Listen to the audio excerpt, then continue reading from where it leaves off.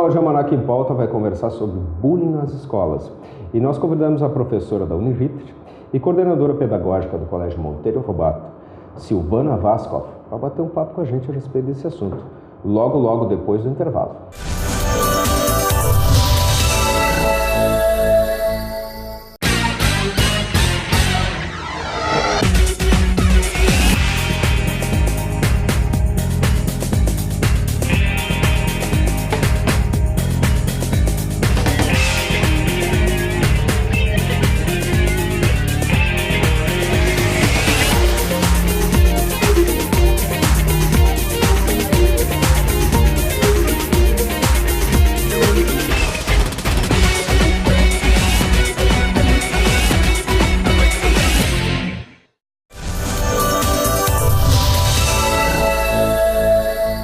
Bullying nas escolas. E para conversar com a gente hoje aqui no Almanac sobre isso, a professora Silvana Vaskov, professora da Uniriter e coordenadora pedagógica do Colégio Monteiro Lobato. Boa noite, Silvana. Boa noite, Jorge.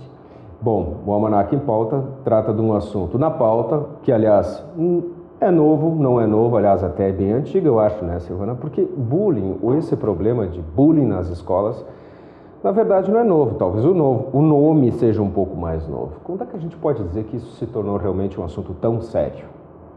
Bom, Jorge, é um assunto realmente que não é novo, acho que sempre aconteceram nas escolas. Eu acho que se nós formos lembrar o nosso tempo de estudantes... É verdade. Nós com certeza ou praticamos ou sofremos algum tipo de bullying, mas o que a gente vem estudando e pensando que por que esse fenômeno tem tanta visibilidade? Pelo próprio contexto de violência, que é a sociedade que a gente vive. Isso é um dos fatores que os especialistas indicam como de dar mais visibilidade a esse fenômeno. A questão das crianças permanecerem muito mais tempo na escola. E o grupo social também é um outro fator que é apontado. Quer dizer, hoje, a sociabilidade das crianças e dos adolescentes, ela acontece com o grupo escolar. A brincadeira na rua, a brincadeira com os primos, né, como algum tempo atrás isso acontecia com maior facilidade, esse trânsito entre outros grupos sociais, ele acaba acontecendo na escola. A escola hoje, assim, ele é o grande espaço de socialização da criança e do adolescente. Então, esse fenômeno, né, de todos esses conflitos, eles acabam também sendo maximizados. A gente tem mais visibilidade disso, isso hoje é mais trazido à tona, talvez por esses motivos que a gente vem aí estudando. Mas isso a gente pode atribuir também, digamos, a uma mudança da forma dos pais educarem os filhos? Também, Jorge. Hoje as crianças, quer dizer, as escolas hoje, elas são muito menos repressoras, né? Então a gente já viveu um sistema de ensino onde a relação professor-aluno era o professor fala, o aluno escuta, o aluno sentado durante muito tempo, uma escola onde essa interação ela era muito pequena. A gente vai pensar isso em idade moderna. Também teve mudanças de metodologia nas escolas hoje, Sim. né? Muitas nem aplicam mais provas, né? Sim, então dentro desse contexto de uma escola contemporânea vem sendo implantada toda uma metodologia de liberdade, que é muito importante. Mas essa liberdade, por vezes, ela pode passar por um estágio de permissividade, tanto na família quanto na escola. Então, muitas vezes, essa falta de limite, essa falta de sensibilidade com relação ao outro, né? Essa ética nas relações, esse jovem ou essa criança, ela já vem para a escola com essa ideia, né, de relação, de desrespeito, de desqualificação do outro. Então, isso tem a ver, sim, com essa mudança do modelo de escola e do modelo de família também. Mas, Silvana, eu vou explicar por que eu fiz essa pergunta antes, tá? Eu acho assim, ó, eu quero que você me corrija, tá? Mas a gente vê essa permissividade que você falou, essa falta de valor ao professor também, que é uma figura, uma identidade de comando, digamos assim, ou hierarquicamente deveria ser superior, coisas que em outros tempos funcionavam, vamos dizer assim. Você pode dizer também, será que eu estou indo longe mais, dizer que nós estamos vivendo uma verdadeira crise de moralidade, na medida em que se perdeu o senso do que é mais importante, o que é mais responsável, o que é o respeito, enfim, pelas diferenças ou pelo nível, aquela relação educador, docente, enfim, pode-se pensar assim também, essa crise? Acho que sim, Jorge. A gente pensa assim, uma crise de valores, né? Como tu disseste, uma crise moral, né? Que não é um problema da escola, é um problema social. No momento que a sociedade apresenta essa crise, aí a gente poderia pensar que valores, quem são as referências dos nossos jovens hoje? Quem são as pessoas públicas que os nossos jovens admiram e respeitam? Quer dizer, com tanta corrupção, com tantos problemas sociais que hoje os nossos jovens têm acesso, essa questão da própria referência moral. A cultura, né? Os valores. A nossa cultura. A cultura de levar vantagem, a cultura de eu ser o popular dentro da escola. Muitas vezes, porque eu sou o mais popular, porque eu consumo, pela beleza, por ser o melhor esportista, por ter a roupa da marca. Capacidade econômica. Capacidade econômica. Então, esses fatores, muitas vezes, eles estão acontecendo dentro das escolas e de uma maneira, talvez, mais ampla ou até mais visível do que há algum tempo atrás. Tá, mas eu vou fazer um contraponto, tanto que tu disseste. A gente está falando isso e parece bem Brasil mesmo, né? Mas isso acontece nos Estados Unidos. E lá é assim também? É mesmo o problema de valores? Enfim? O bullying é um fenômeno mundial. Ele atinge diferentes países. Os primeiros estudos são dos Estados Unidos e Europa. Os primeiros pesquisadores, eles têm problemas altíssimos, né, como nós aqui no Brasil. Ele independe da classe econômica. A gente tem isso nas escolas públicas, nas escolas privadas. Ele atinge todas as classes sociais. Mas o que a gente pode pensar? É um fenômeno contemporâneo. Hoje, todas as crianças e jovens têm acesso às informações, a esses modelos, essas referências. Então, acho que por isso não é uma exclusividade Brasil, é um fenômeno do nosso tempo. Bom, bullying é um termo americano, né? De onde surgiu o termo bullying para descrever esse tipo de violência? O bullying é o valentão, o verbo, ele é o intimidar, né? O amedrontar.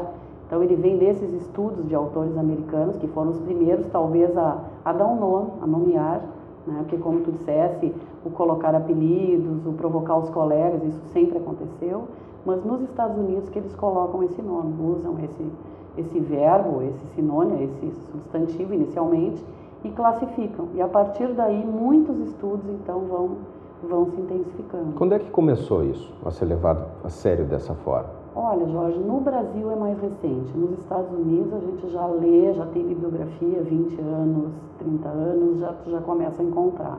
No Brasil é mais recente. A gente começa a trazer esses estudos para a escola, começa a realmente se preocupar com essa problemática. Eu não sei se eu vou responder com tanta certeza, mas eu acho que em 5, 6 anos a gente começa a trazer essa discussão para dentro da escola. Bom, e a escola? Bom, a escola, claro, vai tratar disso, vai educar, é a função da escola. Mas a gente conversou antes que isso tem uma relação direta com... Você concordou comigo a questão da moralidade, né? Sim. E os pais. A escola também age nesse sentido para tentar minimizar ou ela trabalha só as crianças ou os adolescentes que estão envolvidos nisso? A escola tem que trabalhar com a família, né? Essa integração, essa parceria família-escola, ela é fundamental. Trabalhar só com a criança, só com o aluno, nós vamos atingir pontualmente o problema. Quer dizer, isso é um problema de estrutura que a gente precisa discutir com os pais, tanto da vítima do bullying, como aquele o agressor, que a gente chama. Quer dizer, ambos precisam ser identificados, né? E a gente precisa compreender por que esse fenômeno está acontecendo. Silvana, e assim pela tua experiência, tens encontrado receptividade dos pais a essa situação, nos dois pontos? Ou isso, de novo, é um enfrentamento ou um dificultador para minimizar isso? É bem difícil, Jorge, porque a vítima normalmente é o jovem que silencia, é a criança que não conta claro. em casa. Por quê? É a vergonha. Muitas vezes, assim, até o próprio pai ou a mãe vão cobrar dele uma atitude mais ofensiva. Por que tu estás aceitando? Por que tu não reage? E muitas vezes essa vítima é um jovem ou uma criança que ela está amedrontada com essa situação. E muitas vezes isso não é relatado em casa. Como é que muitas vezes a família ou a escola identifica? Faltas frequentes, menor desempenho escolar, afastamento dos amigos. Então, normalmente, muitas vezes é a escola que vai perceber que alguma coisa está acontecendo, que o bullying é velado, né? Tu sabes disso, não é falado, ele é sempre feito de uma forma muito sutil, por isso é difícil muitas vezes de identificar. E a família do agressor também, a gente vai imaginar que é difícil para um pai ser chamado na escola para receber esse tipo de informação sobre seu filho.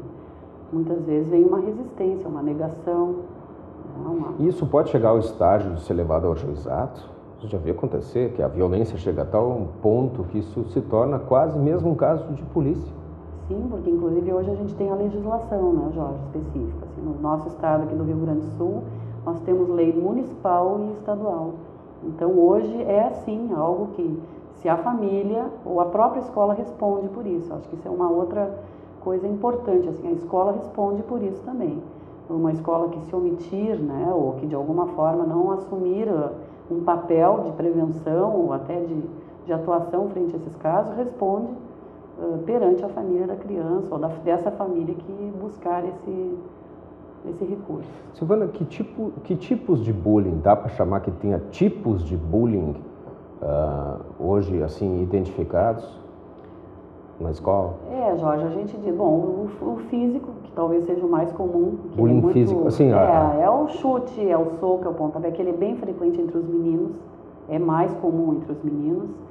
E a gente também chama aquele bullying que é o bullying moral, que é o constrangimento, que é o apelido, muitas vezes que é a exclusão desse aluno, quer dizer, aquele aluno que não é convidado para participar dos trabalhos escolares, ele é excluído, não é convidado a participar das festas ou enfim das atividades sociais do grupo, e é um bullying mais difícil de identificar, né? E muitas vezes ele é praticado pelas meninas, os grupos de meninas, né? E às vezes a gente leva um tempo para perceber o que está acontecendo com aquela criança, né? A partir de que idade a gente começa a ver isso? Começa a dar sinais de que está acontecendo isso? Olha, Jorge, bem cedo, já lá nas séries iniciais do ensino fundamental, a gente já começa a identificar crianças que têm esse comportamento. Talvez não ainda a gente pudesse dizer é um bullying, mas crianças que já têm uma tendência a excluir antes da puberdade. Mas a adolescência é o prato cheio, né? Sim. Sim. Porque aí a centralidade do corpo, quer dizer, aí eu vou também dizer todo um fenômeno hoje, né, contemporâneo. A menina tem que ser bonita, tem que ser magra, o menino tem que ser sarado, esses padrões, né, que a mídia vai impondo para os jovens. Então, se tu é gordinho, se tu usa óculos, quer dizer, às vezes alguma coisa que tu fuja um pouco daquele padrão, né, quer dizer, o que é padrão, esse jovem pode, de alguma forma, ser excluído, sofrer algum tipo de bullying no seu grupo. Porque o adolescente sempre está lutando por espaço, né? Na verdade, é isso que acontece. Seja ele ideológico ou visualmente... O social, o social, né? E isso, nessa fase mais do adolescente, isso tem um destaque, ou é mais difícil vocês visualizarem isso ou tratarem também, vou dizer assim, com relação aos meninos ou às meninas? Esse bullying que a gente chama do bullying moral, ele é sempre mais difícil de tratar, porque ele é mais comum também, ele é né? muito sutil. Sim. Muitas vezes nem o professor observa. Você vê ele mais comum nessa idade? Mais comum nessa idade, mais difícil de tratar. Muitas vezes o professor ele está uma manhã inteira com a turma, ou em períodos, até porque a gente tem o sistema de períodos já nessa faixa etária, não temos mais aquela figura do professor que acompanha a turma. E muitas vezes isso não é percebido e a gente sabe que tem crianças e jovens que sofrem anos, né, muitos anos da sua vida escolar sofrendo bullying, né, repetidamente. Silvana, eu vou deixar para o próximo bloco. Quero saber de ti sobre a questão das mídias sociais relacionadas a isso aí. Mas a gente vai conversar daqui a pouquinho, depois do intervalo.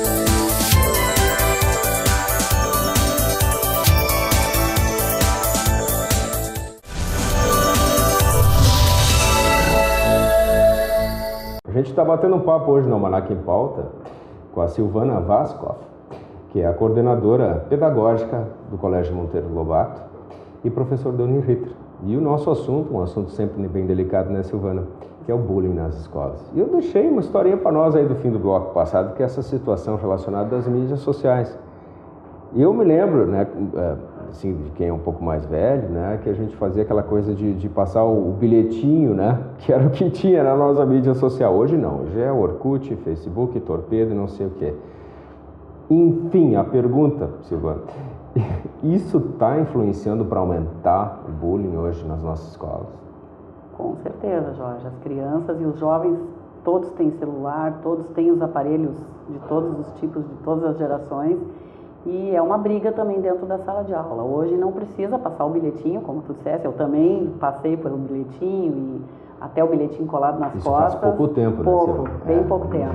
Hoje é a mensagem, hoje muitas vezes são gravadas cenas dentro da sala de aula e postadas no YouTube, são criados perfis sem que aquele jovem autorize, com situações de constrangimento, com apelidos, então isso assim é muito rápido, vídeos, né, gravados sem que o outro tenha nem muitas vezes conhecimento, e isso é exposto, né, e o problema, eu acho assim, o mais grave disso, além da rapidez, é que isso tem assim uma abrangência muito grande, eles não se dão conta do quanto isso é público e quantas pessoas estão assistindo.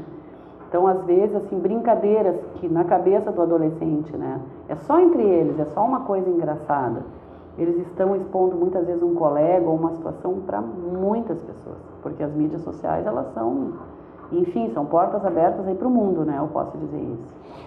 E a escola trata como isso? Tem alguma educação, alguma forma de sensibilizar, enfim, de se envolver? A gente vai voltar para os pais? Como é que a escola consegue lidar com uma coisa que na verdade é volátil, né? É difícil você chegar ali, é virtual, né? Não é palpável. Isso.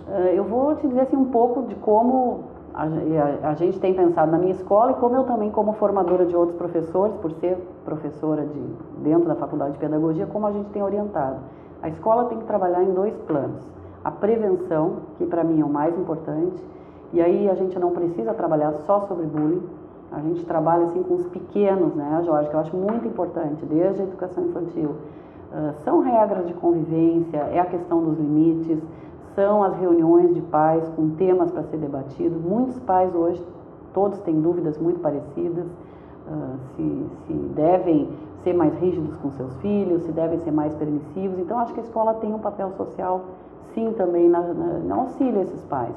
Então, tem que trabalhar com a prevenção, previamente. A minha escola, nós trabalhamos cinema comentado, debates sobre filmes, pesquisas sobre bullying dentro da escola, já realizamos fazendo esse levantamento. Então, tem que trabalhar nesse viés e atuar de uma maneira assim também bastante firme, estabelecendo limites nos casos que acontecem. Eles precisam, né, saber, a gente sempre orienta bastante, assim, que eles saibam que tem adultos dentro da escola em quem eles podem confiar, no caso as crianças que sofrem bullying. Nós temos que estar muito perto dos alunos, muito atentos, né? O professor eu acho que é um agente assim fundamental. O professor tem que estar muito sensível. A gente tem que perceber que mudanças de comportamento dos nossos alunos, né? Como eu tinha te dito, a própria falta muito frequente. É claro. E aí sim, eu acho que a partir de todo esse trabalho preventivo, a gente vai constituindo nos nossos alunos essa atmosfera moral que nós estávamos conversando. Se não existe tão forte na sociedade ou na família, a escola pode ser um modelo, né? Bom, aqui dentro nós temos regras de convivência e nós vamos auxiliar os alunos a cumpri-las. Então, acho que essa presença do educador ela é muito importante dentro da escola. Não omisso, mas atuante. Né? E como é que a gente vai lidar, como é que a escola lida, aliás, com esse praticante do bullying? Esse elemento ativo, que não faz muitas vezes para um, às vezes faz para 2, 3, 10, né? Como é que a escola consegue governar essa situação? Acho que primeiro, Jorge, a gente tem que, dentro da escola, entender que esse também precisa de ajuda. Tentar entender, identificar os agressores, que a gente tem a vítima, o agressor e os espectadores. Todos esses personagens são muito importantes, porque a gente também tem um contingente dentro da sala de aula que não pratica, que muitas vezes não concorda, mas se torna um espectador, porque se eu fizer alguma coisa eu posso ser a próxima vítima. Então a gente tem que trabalhar com todos esses elementos. Os espectadores são muito importantes, porque no momento que não tiver assim uma concordância do grupo, no momento que a gente também trabalha com o grupo, problematizando essas questões, discutindo, tendo fóruns de discussão com eles, a gente já tem o próprio grupo também como um agente que coíbe. Quer dizer, no momento que um agressor não tem adesão do grupo, aquele que acha a graça do apelido, aquele que também não fala nada, mas não defende o colega, No momento que a gente tem os espectadores, a gente já tem um fator de coerção. E o agressor tem que ser compreendido como um jovem também, que alguma coisa está acontecendo. Pode ser alguma questão de autoestima, pode ser um jovem que muitas vezes também sofre algum tipo de violência. Né? E de alguma forma ele está trazendo isso para o ambiente da escola. Silvana, sempre teve aquele que se prevaleceu, né? Isso acho que em qualquer turma. Mas o que tem de diferente desse prevalecido, que tinha os seus espectadores, também sua plateia, né? Tá. Para hoje, para o praticante de bullying, o que ele é mais hoje? O que destaca ele tanto assim? Porque assim, ó, Jorge, nem tudo é bullying. Então também vamos talvez ter que clarear isso aí. Quer dizer, o valentão, aquele cara que responde para o professor, que é muitas vezes até admirado pela turma, porque ele tem coragem de fazer coisas que os outros não fazem, não necessariamente ele é um bullying. O que é o bullying? É uma ação sistemática. Quer dizer, eu posso te dizer, é todos os dias, é muitas vezes ao dia, contra a mesma pessoa. Então essa é a diferença. Esses valentões, que todos nós vamos lembrar de algum do tempo da nossa escola, muitas vezes é aquele aluno que não é o mais aplicado, que não faz as tarefas, que mata a aula, que responde para o professor, mas ele muitas vezes ele não é aquele colega que prejudica o outro ou que pratica o bullying contra alguém dentro da sala de aula. Então acho que essa a gente tem que diferenciar. Esse aluno que pega alguém, que muitas vezes a gente diz, bom, esse é o bode expiatório da turma, e sistematicamente essa criança ou esse jovem, ele sofre, né, comentários maldosos, enfim, toda essa série de coisas aí que a gente conversou até agora, aí sim, esse já não precisa nem ser o valentão, mas esse é o jovem ou a criança que pratica o bullying. E a criança, o jovem, o menino, que é o agente passivo disso, aquele que é, digamos assim, o grande lesado. Muitas vezes ele realmente não tem a menor condição de se opor àquele ambiente que ele está inserido. Como é que a escola abarca, protege, traz isso, resolve essa situação? Esse tem que ser olhado assim com muita atenção. Os dois, né? Porque o outro também precisa. Mas esse normalmente é um jovem que ele não está tendo condições, como tu disseste, de impor esse limite. Pode estar fragilizado na sua autoestima, né? Ele pode de alguma maneira também estar se sentindo incomodado com alguma coisa, às vezes ele também está incomodado com a aparência dele, com seus resultados escolares, e esse assim, um dos pontos, ele tem que sentir que existe sim, né, pessoas dentro da escola que podem protegê-lo. Essa sensação de impunidade, assim, eu estudo bastante sobre disciplina, sobre essa questão moral dentro da escola, é tema da minha pesquisa. A impunidade, esse sentimento de que os jovens ficam assim, ó, de que nós podemos fazer tudo e que nada vai nos dar limite, eu acho que é o ponto pior. Então, para essa criança, esse jovem vítima, em primeiro lugar, uma escola que seja continente, né, que trabalhe regras de convivência, que seja atento aos seus alunos, que não trate com impunidade questões graves de indisciplina, de violência, de agressão. Isso é fator de proteção. Muitas vezes não é ser uma escola rígida, uma escola que os alunos não fazem nada, uma escola onde os alunos podem fazer muita coisa boa, mas recebam limites. E sim, tem que haver também um atendimento individual, que aí nós vamos precisar acessar a família, compartilhar o que está acontecendo com a família, quer dizer, trocar, né, como é que a família percebe, e muitas vezes uma intervenção escola-família é suficiente e às vezes até algum tipo de encaminhamento para essa criança, esse jovem, uma ajuda externa. E você vê esse cenário melhorando ou nós ainda não chegamos no ponto máximo desse problema? Você acha que já tem assim um processo de reversão, de conscientização para a gente encontrar menos essa incidência do bullying? Ou cada vez nós vamos ter mais notícias como há pouco tempo tivemos? E aliás, é só entrar na internet e tem toda hora para mostrar para nós. Qual é a tua impressão sobre isso? Pois é, os educadores são um pouco otimistas, né? E são muito... Normalmente o educador é aquele que acredita, né, na transformação. Eu acho como isso está muito na mídia, Jorge. Isso hoje, assim, é um assunto que praticamente todas as pessoas conhecem, dominam esse assunto, sabem, já ouviram falar. Tanto as famílias quanto as escolas sabem que isso hoje tem consequências legais. Acho que há uma tendência, infelizmente, por uma questão heterônoma, nem que seja pela lei, já há uma preocupação maior. Quer dizer, no momento que se sabe que isso é, sim, uma coisa considerada errada e que terá consequências, já pode diminuir. Acho que esse é um fator externo.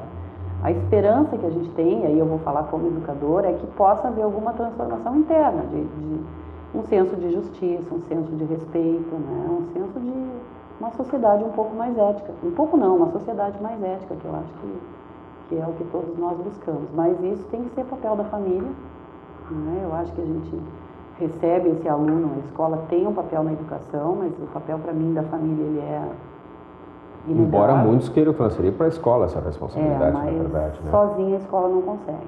Essa fundamentação moral básica, ela é dada na família. Isso não pode também ter um elemento externo, porque o bullying não acontece só dentro da escola. Muitas vezes a gente vai encontrar isso do lado de fora do portão, né? Com certeza. Essa relação ela é uma simbiose, ela acaba se misturando. E daí, a escola consegue ainda atuar, mesmo com essa circunstância acontecendo do lado de fora do portão? Pois é, a escola hoje está cheia de compromissos, né, Jorge? Cada vez mais. Cada vez mais. Às vezes a gente fica sabendo na segunda-feira, que os alunos trazem muitas coisas para contar na escola, que um deles apanhou na festa ou que sofreu algum bullying numa situação dele, social, e a escola tem sim interferido. A escola também não pode se omitir. Conversando com esses alunos, porque muitas vezes essa briga ou esse bullying que vai acontecer fora, ele retorna para dentro da escola, vai ter consequências. Claro, às vezes aumentado. Aumentar, e aí já tem, então, os amigos dos amigos. Isso. Então, a escola também precisa interferir, precisa fazer uma intervenção. Então, até situações fora da escola, muitas vezes a escola também precisa de alguma forma intermediar. Ok. Obrigado, Silvana, por você vir aqui no Almanac em Pauta. Obrigada, Jorge. Foi um prazer conversar contigo. Da mesma forma. Você pode assistir esse programa pelo nosso site, almanaquempauta.com.br, ou na programação do seu canal. E se você tem sugestões para a gente, quer trocar uma ideia também com a Silvana a respeito do nosso bate-papo de hoje, tá aí para você o nosso site, o nosso e-mail, para a gente poder trocar essa ideia aí. E quem sabe ter a Silvana aqui de novo, num novo bate-papo sobre um assunto tão polêmico quanto esse. Boa noite para você e até o nosso próximo encontro.